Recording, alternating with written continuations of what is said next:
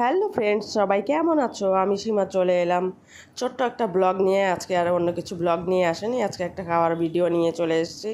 তো দেখো, প্রথমে আমাকে লেবু দিল, তারপরে ডাল দিল, তারপরে চিপস দিল, গরম গরম ডাল ভাত আর চিপস দিয়ে ভাত খেতে এত মজা লাগছিল, দারুণ লাগছিল খেতে। কিন্তু আমি কিন্তু এটা একটা বিয়ে বাড়ির কোনো ভিডিও নয়, এটা একটা অনুষ্ঠান বাড়ি মানে শ্রাদ্ধ বাড়ির খাওয়ার ভিডিও পোস্ট করছি।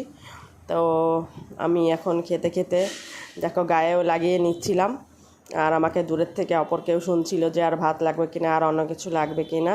তো আমি বলছিলাম যে না, লাগবে না। তো তারপরে খেতে খেতে চলে আসলো দই পটল, পটল চিংড়ি। আমার প্রচণ্ড ঠান্ডা লেগেছে, আমি তাই কথা বলতে সেরকমভাবে পারছি না। তারপরে চলে আসলো কাতলা মাছটা আমি নিয়ে নিই বলে আমাকে পনির দিল। পনিরটা খেতে কিন্তু অসাধারণ হয়েছিল। তো যাই হোক, লাস্টে চলে আসলো চাটনি, পাঁপড়, মিষ্টি, দই সব একসাথে মিলিয়ে খুবই সুন্দর হয়েছিল।